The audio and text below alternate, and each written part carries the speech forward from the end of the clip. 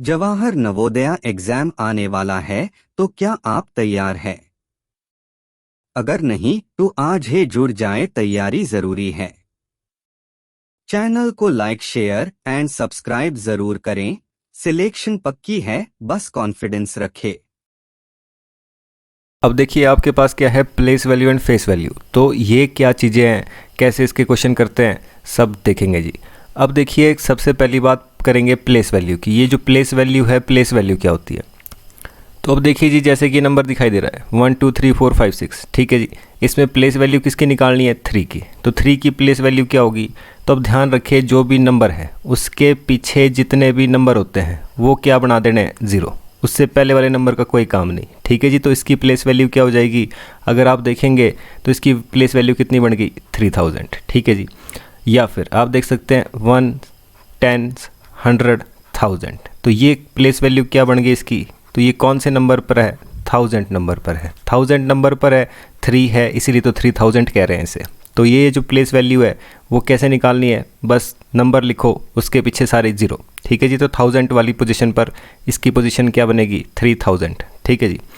6 की place value क्या बनेगी जी? तो आपको पता है कि भाई 6 के बाद जितने भी नंबर हैं उतने क्या लगा देने? 0, ठीक है जी। उतने क्या लगा देने? 0।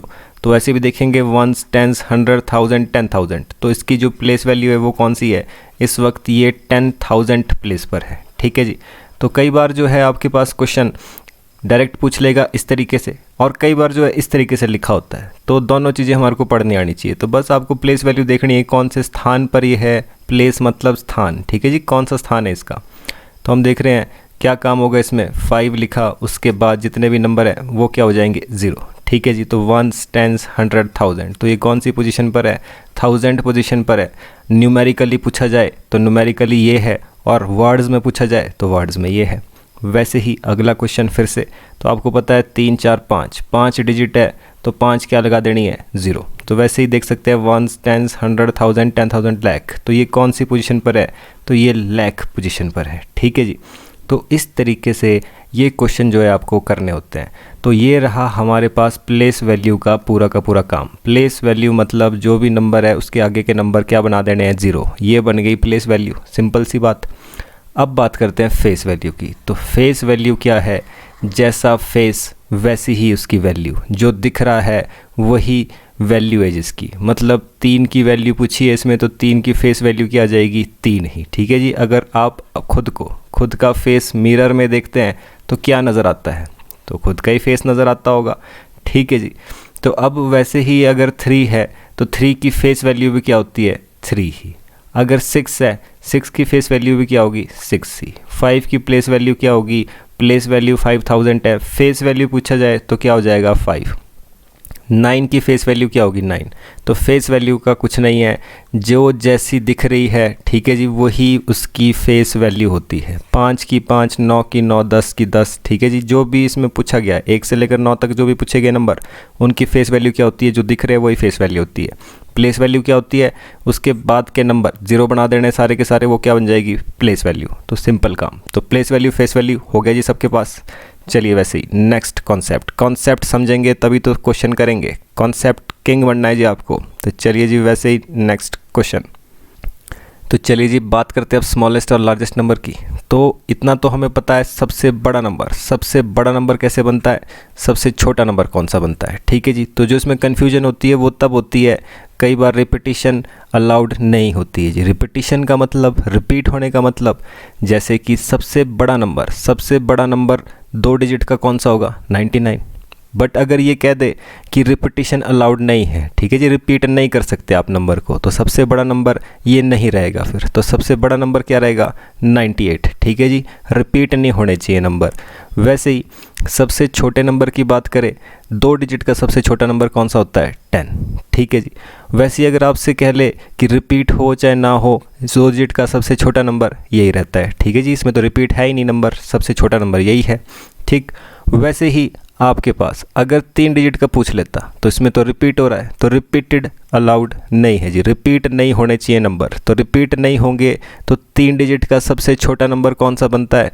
102। तो यही सारी चीज़ें हमने देखनी है अभी कि भाई ये क्या बोल रहे हैं, क्या काम करना है।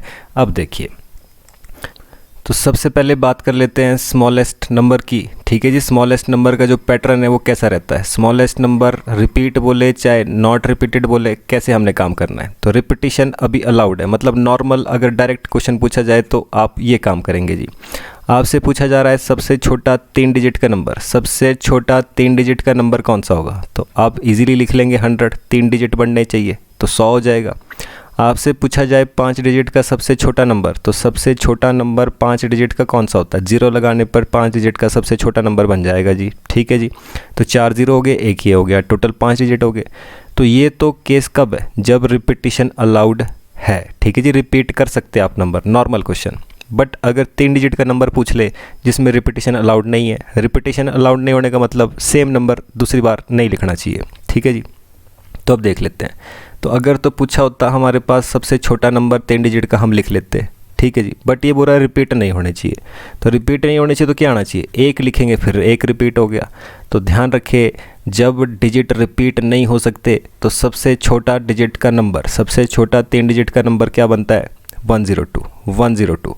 वैसे ही अगर आपसे पूछा जाए 5 डिजिट का, 5 डिजिट का सबसे छोटा नंबर जिसमें रिपीटिशन अलाउड नहीं है, तो वो कैसा बनेगा। सबसे पहली बात, जो 0 है हमेशा दूसरे नंबर पे होना चाहिए। दूसरे नंबर पर 0 रखने से नंबर हमेशा छोटा बनता है। ठीक है जी, और सेकंड नंबर पर ही रखना है हमेशा, कभी भी 0 जो है लास्ट में नहीं रखना है, हमेशा सेकंड नंबर पर ही सबसे छोटा नंबर बनेगा। तो अगर हम देखें 5 डिजिट का नंबर तो 2 हो गए, तीसरा कौन सा आएगा, 1 तो नहीं आएगा, 2 आएगा सीधा। तो ठीक है जी, 0 हो गया, 1 हो गया, 2 हो गया, अब किसकी बारी है, 3, फिर किसकी बारी है, 4। तो कितने डिजिट बन गए टोटल 5 डिजिट बन गए। तो 5 डिजिट का सबसे छोटा नंबर क्या बन गया, 1024। ठीक है जी, तो 5 डिजिट का सबसे छोटा नंबर क्या बन गया, 10234। ठीक है जी, तो वैसे ही अब कोई भी क्वेश्चन हो जिसमें आपसे पूछा जाए 5 डिजिट का नंबर, चाहे 6 डिजिट का नंबर, 7 डिजिट का नंबर जिसमें रिपीटिशन अलाउड नहीं है, तो उसमें काम ऐसे ही चलेगा। ध्यान रखें, हमेशा सेकंड नंबर पर 0 आना चाहिए, सेकंड नंबर पर 0 आना चाहिए, तभी वो हमेशा छोटा बनेगा। आपके पास क्वेश्चन है, कह रहा है 0 1 2 3 7 8, इससे सबसे छोटा नंबर बनाइए। इनकी हेल्प से, सारे नंबर यूज़ करके सबसे छोटा नंबर कौन सा बनाया जा सकता है, बताइए जी। तो अब देखिए, ऐसा क्वेश्चन आपके पास रहता है एग्जाम में, हमेशा आ रहा है, हर बार नवोदय में इस तरीके का एग्जाम में क्वेश्चन आ रहा है। तो ध्यान रखें इस तरीके के क्वेश्चन कैसे किए जाते हैं। तो सबसे छोटा नंबर बनाना है तो सबसे छोटे से शुरुआत करते हैं, मतलब पहले छोटा नंबर लिखेंगे, फिर बड़ा, फिर बड़ा, फिर बड़ा, फिर बड़ा, तो वो क्या बन जाता है, हमेशा सबसे छोटा नंबर। तो देख लेते हैं, और ध्यान रखें 0 से कभी शुरुआत नहीं होगी। किसी के दिमाग में ये आ रहा होगा कि वो नंबर ये लिख लेगा सबसे छोटा नंबर हो जाएगा वो, तो ये गलत हो जाएगा जी। ठीक है जी, ये टोटल 1 2 3 4 5 6 डिजिट थे, अगर आप 0 स्टार्टिंग में लिख लेते हैं तो टोटल 5 डिजिट रह जाते हैं। तो 0 शुरुआत में कभी भी नहीं लिखा जाएगा, इस चीज़ का ध्यान रखें। तो इससे छोटा नंबर कौन सा बनेगा, जब भी आपके पास इस तरीके का नंबर है तो आपको पता है सेकंड नंबर पर, 0 को सेकंड नंबर पर रखेंगे तभी हमेशा सबसे छोटा नंबर बनता है। तो आगे क्या आ गया, 2 3 7 8, तो ये वो नंबर है सबसे छोटा जो इनसे बनाया जा सकता है। ठीक है जी, फिर से देख सकते हैं। तो आपके पास है 7 8 5 0 3, आपसे पूछा जा रहा है कि भाई इनसे बनने वाला, इससे बनने वाला सबसे छोटा नंबर कौन सा होगा। तो सबसे छोटा नंबर बनाना है तो पता है कि भाई सबसे छोटा लिखना है, 0 नहीं लिखना है स्टार्टिंग में। तो 3 लिख लिया, सेकंड नंबर पे हमेशा 0 आना चाहिए। फिर क्या है 5 8, फिर क्या है 5, उसके बाद क्या आएगा 7। ठीक है जी, फिर 8, छोटा बड़ा बड़ा बड़ा, और सेकंड नंबर पर क्या आना चाहिए 0। तो इतना कॉन्सेप्ट आपके दिमाग में रहेगा तो आप हर क्वेश्चन कर पाएंगे। ध्यान से समझना है, इसमें रिपीटिशन अलाउड नहीं होती है, तो हमेशा छोटा नंबर कैसा बनेगा। 4 डिजिट का सबसे छोटा नंबर जिसमें रिपीटिशन अलाउड नहीं है वो कौन सा होगा, 1 0, ये तो बना 2 डिजिट का सबसे छोटा नंबर। अब 3 डिजिट का, 4 डिजिट का, इस तरीके से क्वेश्चन को सॉल्व किया जाएगा। तो चलिए अब देखते हैं, बड़े नंबर की बात करते हैं कि बड़े नंबर में क्या होता है। तो अब देखिए, अब बात करेंगे बड़े नंबर की। तो अगर रिपीटिशन अलाउड है, मतलब अगर आपसे सिंपल क्वेश्चन पूछा जा रहा है कि बताइए सबसे बड़ा 5 डिजिट का नंबर, सबसे बड़ा 3 डिजिट का नंबर, सबसे बड़ा 4 डिजिट का नंबर, कुछ भी क्वेश्चन हो, तो उस वक्त तो सबसे बड़ा नंबर यही रहता है। ठीक है जी, सबसे बड़ा पूछा है तो आपको पता है 9 लिखकर सबसे बड़ा जो है बनता है। तो जितने डिजिट पूछे हैं उतने 9 लिखेंगे, सबसे बड़ा नंबर हो जाता है। बट जब रिपीटिशन अलाउड नहीं होगी तो सिचुएशन चेंज हो जाएगी, ठीक है जी। क्योंकि आपको पता है कि भाई रिपीट हो गए नंबर, तो अगर रिपीट होने से मना कर रहा है, रिपीटिशन इज़ नॉट अलाउड, तो बताइए जी 5 डिजिट का सबसे बड़ा नंबर कौन सा बनेगा? तो जिसमें रिपीटिशन अलाउड नहीं है। तो रिपीटिशन अलाउड नहीं है तो 9 के बाद 9 तो नहीं लिख सकते, तो क्या लिखेंगे? 8 7 6 5, बन गए 5 डिजिट, हो गया काम। 3 डिजिट का सबसे बड़ा नंबर, 3 डिजिट का सबसे बड़ा नंबर कौन सा होगा जिसमें रिपीटिशन अलाउड नहीं है? 4 डिजिट का सबसे बड़ा नंबर कौन सा होगा जिसमें रिपीटिशन अलाउड नहीं है? तो ये, ठीक है जी। तो ये तो रहा फर्स्ट टाइप। और इसी में आपके पास जो क्वेश्चन बन रहे हैं, वो किस तरीके के और हैं? तो क्वेश्चन क्या होंगे? इसी तरीके से आपको कोई नंबर दे देगा, ठीक है जी, और बोल देगा कि बताइए इससे बनने वाला सबसे बड़ा नंबर कौन सा है। तो छोटे में तो हमने देखा, अगर छोटा नंबर लिखना है तो 1 लिखेंगे, 0 लिखेंगे, फिर बड़ा, फिर उससे भी बड़ा, फिर सबसे बड़ा नंबर लिखेंगे। वैसे ही जब आपको बड़ा नंबर निकालना है तो बड़े नंबर के लिए क्या करेंगे? शुरुआत सबसे बड़े से, ठीक है जी। तो सबसे बड़ा कौन सा है? 7। और इसमें ध्यान रखें, इसमें ना लिखें 0 बीच में, हमने छोटा नहीं बनाना है, सबसे बड़ा बनाना है। तो बड़ा छोटा छोटा जो भी दिख रहा है आपको वही लिखना है। तो 7 के बाद 5, फिर 3, फिर 1, फिर 0, ये क्या बनेगा? सबसे बड़ा नंबर। सबसे बड़ा नंबर इनसे बनने वाला कौन सा होगा? यही वाला जी। फिर से देख सकते हैं एक और क्वेश्चन। अब देखिए आपके पास क्या है? सबसे बड़ा नंबर जब रिपीटिशन अलाउड नहीं है, ठीक है जी। सेम ऐसा ही कॉन्सेप्ट कर रहे हैं इधर को। तो आपके पास क्वेश्चन क्या है? क्वेश्चन है 13790, ठीक है जी। तो ये क्वेश्चन है, तो सबसे बड़ा नंबर क्या बनेगा? तो आपको पता है इससे बनने वाला सबसे बड़ा नंबर, सबसे बड़ा, फिर छोटा, फिर छोटा, फिर छोटा, फिर छोटा, ये कौन सा नंबर बनेगा? लार्जेस्ट नंबर, सबसे बड़ा नंबर। और ध्यान रखें ये क्वेश्चन एग्जाम में आ रहे हैं तो ये कॉन्सेप्ट आपको पता होना चाहिए। अगर आपको ये कॉन्सेप्ट पता होगा तभी आप क्वेश्चंस को इजीली सॉल्व कर पाएंगे। अगर कॉन्सेप्ट पता है तो क्वेश्चन आपके लिए कुछ भी नहीं रह जाएंगे। तो अभी आप देख रहे हैं कि हम कॉन्सेप्ट जान रहे हैं। अगर एक बार आपने कॉन्सेप्ट प्रॉपरली पूरा जान लिया तो उसके बाद आप देखेंगे जो हम क्वेश्चंस निपटाएंगे, क्वेश्चन विद इन सेकेंड्स, बहुत ही कम समय में आप जो है क्वेश्चंस को फटाफट से कर पाएंगे और बिल्कुल एक्यूरेट कर पाएंगे, ठीक है जी। बिल्कुल एग्जैक्ट और बिल्कुल एक्यूरेट कर पाएंगे। चलिए वैसे नेक्स्ट कॉन्सेप्ट देखते जी।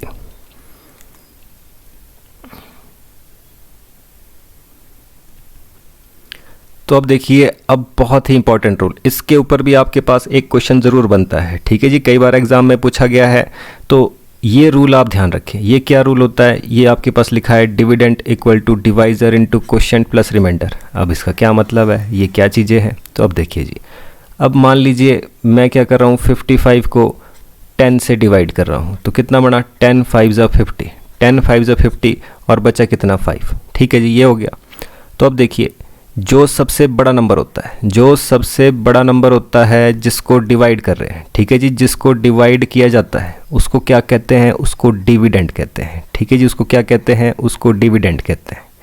वैसे ही जिससे डिवाइड कर रहे हैं, ठीक है जी, जो डिवाइड करता है नंबर को, उसको क्या कहते हैं? उसको डिवाइजर कहते हैं। बहुत इंपॉर्टेंट इन्फॉर्मेशन है, ये सभी को पता होनी चाहिए, एग्जाम में क्वेश्चन आ रहा है।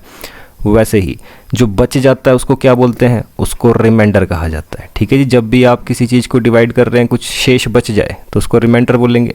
तो वैसे ये जो 5 है ये क्या है? तो ये आपको पता है कि भाई ये क्या है? ये तो क्वोशिएंट है। तो ये क्वोशिएंट है आपके पास, तो इस चीज़ का ध्यान रखेंगे। क्या आपके पास क्वोशिएंट होता है, क्या डिवाइजर होता है, क्या डिविडेंड होता है, क्या रिमाइंडर होता है? तो ये पता लग गई चीज़ें। तो अब देखिए, अब क्वेश्चन कैसा भी हो, हमारे को एक चीज़ कोई इसमें से मिसिंग हो, वो निकालनी हो, तो ये रूल आपके पास अप्लाई होगा। तो अब देख लेते हैं जी क्या काम है।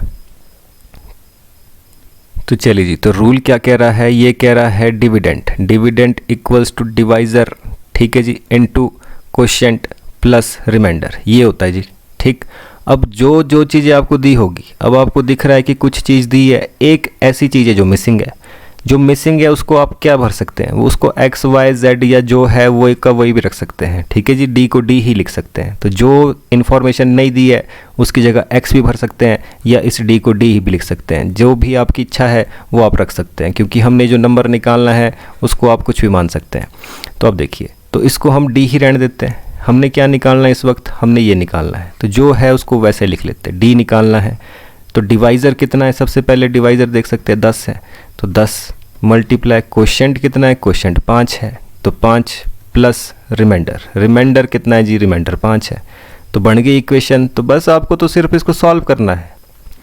तो आपको पता है कि पहले क्या करते हैं, मल्टीप्लाई। तो कितना हो गया, 10 5 50, 50 में 5 जोड़ देंगे तो कितना बच जाएगा, तो बन गया वो 55। तो मतलब ये नंबर क्या था, ये तो नंबर 55 था, जिसको 10 से डिवाइड करेंगे तो 5 क्वोशंट आएगा, 5 रिमाइंडर आएगा। ठीक है जी, इस तरीके से क्वेश्चन को किया जाता है। समझ आ गया तो बहुत अच्छी बात है, नहीं समझ आया तो देखो अगला क्वेश्चन, ज़रूर समझ आएगा, क्यों नहीं आएगा समझ। ठीक है जी, समझने की कोशिश करेंगे तो सब कुछ समझ आ जाएगा। तो dividend equal to divisor into quotient plus remainder. ठीक है जी, क्वेश्चन की पहचान हो जाती है क्योंकि आपके सामने यही चीज़ एक मिसिंग होगी। तो आप देख रहे हैं डिवाइज़र मिसिंग है, तो डिवाइज़र मिसिंग है तो जो जो चीज़ें दी है वो भर देते हैं। तो सबसे पहले डिविडेंड है कितना, 95। ठीक है जी, डिविडेंड कितना है, 95 इक्वल टू डिवाइज़र मिसिंग है एक्स वाई जेड, कुछ भी मान सकते हैं। ठीक है जी, तो इसको मैं डिवाइज़र का डिवाइज़र भी लिख सकता हूँ, कोई दिक्कत की बात नहीं है। मल्टीप्लाई क्वोशिएंट, क्वोशिएंट कितना है जी 5, तो ये 5 हो गया, प्लस रिमाइंडर, तो रिमाइंडर कितना है, रिमाइंडर भी 5 ही है, तो ये 5 हो गया।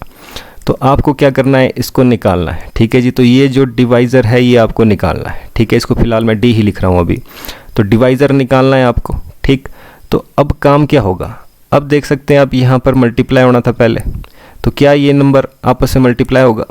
तो अब देखिए जी, तो आपके पास क्या है अब, तो अब मल्टीप्लाई करने का काम है, तो कर लेते हैं मल्टीप्लाई। डी को 5 से मल्टीप्लाई करेंगे तो क्या लिखेंगे, अब देखिए 5 से किसी भी अल्फ़ाबेट को मल्टीप्लाई जब करते हैं, चाहे वो ए है, बी है, सी है, डी है, चाहे एक्स है, उसको ऐसे ही लिखा जाता है 5A 5B 5D।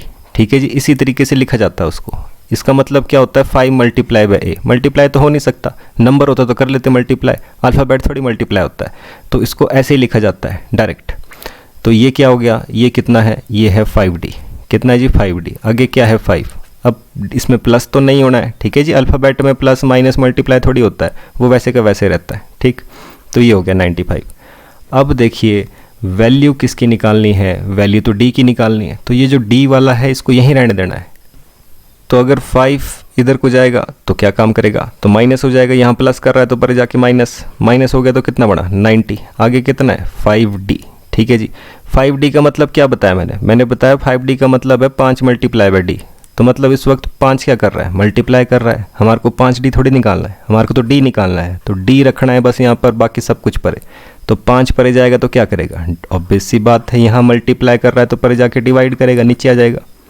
तो कट कर देंगे, टेबल आता है 18 पंजे 90 होता है, तब तो अच्छी बात है, नहीं आता तो साइड में डिवाइड कर देंगे इसको। ठीक है, तो कितना आ गया 5 18 ज़ा 19। ठीक है जी, तो ये 90 जो है ये 5 से डिवाइड करेंगे तो 5 1 ज़ा 5 हो गया, 5 8 ज़ा कितना हो जाएगा 40, कट गया नंबर। तो कितना बन गया, हमारे पास आ गया 18। तो ये जो डिवाइज़र था ये कितना बन गया 18, डिवाइज़र कितना बन गया 18। आप कहेंगे अभी भी समझ नहीं आया, अभी भी समझ नहीं आया, चलो कोई नहीं, और देख लो एक और क्वेश्चन। ठीक है जी, समझा के छोड़ेंगे आपको, आज समझा के ही छोड़ेंगे। तो चलिए एक और क्वेश्चन ले लेते हैं। तो चलिए जी, आपको जैसे कि पता है क्या काम होता है, काम तो वही है, dividend equals to divisor, divisor into quotient plus remainder. ये रूल होता है, ये ध्यान में रखना है हमेशा। ठीक है जी, फॉर्मूला नंबर 1 आपके लिए, हमेशा ध्यान रखेंगे इसको, आज से ही शुरुआत करेंगे तो पहला आपके पास यही काम है कि भाई ये हमेशा याद रखना है आपने, बाकी कुछ याद रखने का अभी तक आया नहीं है इसमें। ठीक है जी, तो चलिए जी, वैसे ही आपके पास डिविडेंड दिया है 630, तो लिख लिया 630 इक्वल्स टू डिवाइज़र, डिवाइज़र कितना है जी, डिवाइज़र है जी हमारे पास 25, तो लिख लिया 25, मल्टीप्लाई क्यू, तो क्वोशिएंट तो है ही नहीं, क्यू को क्यू ही रखेंगे, रिमाइंडर कितना है 5, तो रिमाइंडर 5 है जी।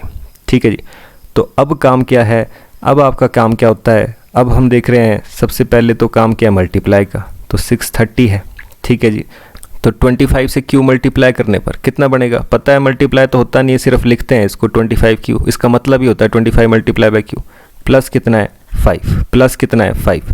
तो वैसे ही जब ये 5 इधर को भेजेंगे, क्योंकि आपको निकालना क्या है, निकालनी तो वैल्यू आपको क्यू की है, तो क्यू की वैल्यू निकालनी है तो भाई क्यू वाले को यहीं रखना है, दूसरे वाले को परे भेजना है, तो पहले इस तरीके से इसको भेजा जाता है। ठीक है जी, तो 5 को परे भेजेंगे क्या हो जाएगा माइनस, तो 630 था, 5 इधर आया माइनस हो गया, कितना बन गया 625, कितना बन गया 625। ठीक है जी, आगे कितना है 25 क्यू, तो अब वैल्यू तो क्यू की ही निकालनी है, तो अब लास्ट स्टेप होता है कि भाई जो इसके साथ क्यू के साथ है इसको परे भेज देंगे।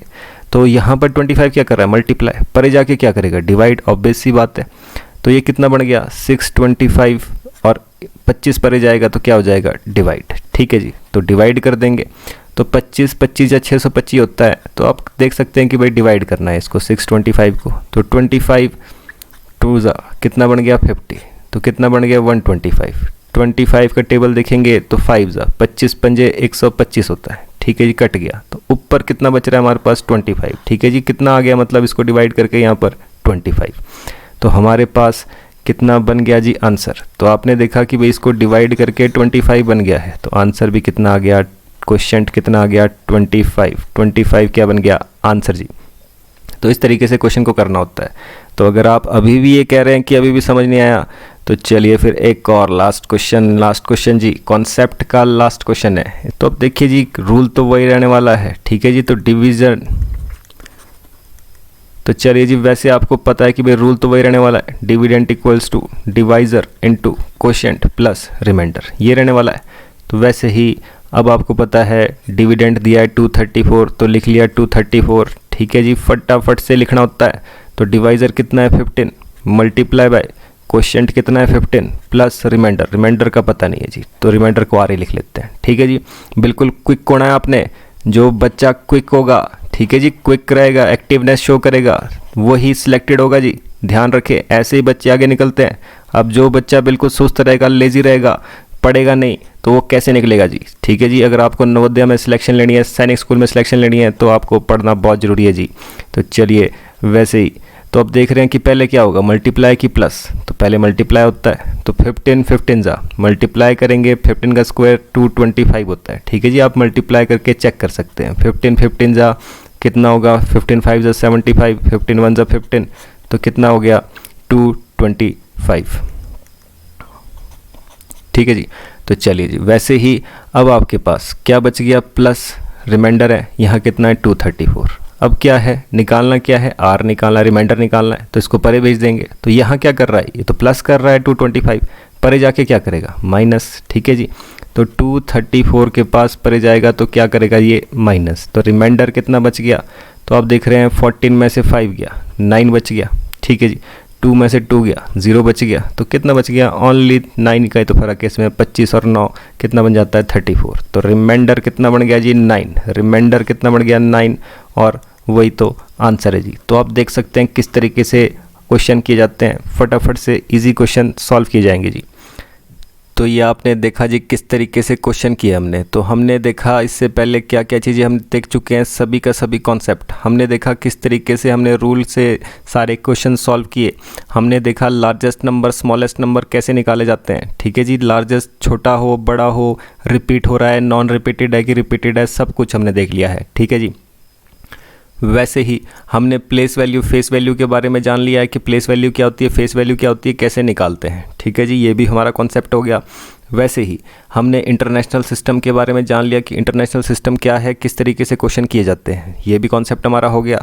वैसे ही इंडियन सिस्टम के बारे में भी हमने जान लिया है, ठीक है जी। इंटरनेशनल सिस्टम इंडियन सिस्टम में क्या फ़र्क है, कैसे इंडियन सिस्टम हम देखते हैं, क्या इंटरनेशनल सिस्टम है, हमने ये चीज़ें भी जान ली है, ठीक है जी। वैसे ही हमने नंबर सिस्टम के बारे में भी जानकारी सारी ले ली है, क्या नेचुरल नंबर, क्या इवन नंबर, क्या होल नंबर, सब कुछ हमने इसमें जान लिया है, ठीक है जी। वैसे ही आपने देखा कि किस तरीके से रोमन नंबर में क्या रूल्स अप्लाई किए जाते हैं, क्या क्या चीज़ें आपके लिए इंपॉर्टेंट है, कौन सा नंबर कितनी से ज़्यादा बार नहीं आ सकता है, ठीक है जी। आपको पता है कि भाई 3 से ज़्यादा बार कोई भी नंबर नहीं आ सकता है। तो ये सब चीज़ें हमने देख ली। अब बारी है क्वेश्चंस की। तो अब हम क्वेश्चंस करेंगे, तो उससे पहले चैनल को लाइक शेयर सब्सक्राइब जरूर करिए। और इसी तरीके से आपके पास अब जब हम क्वेश्चंस सीरीज़ करेंगे तो आप देखेंगे कि कैसे विद इन सेकेंड्स फटाफट से आपके क्वेश्चन सॉल्व हो जाएंगे।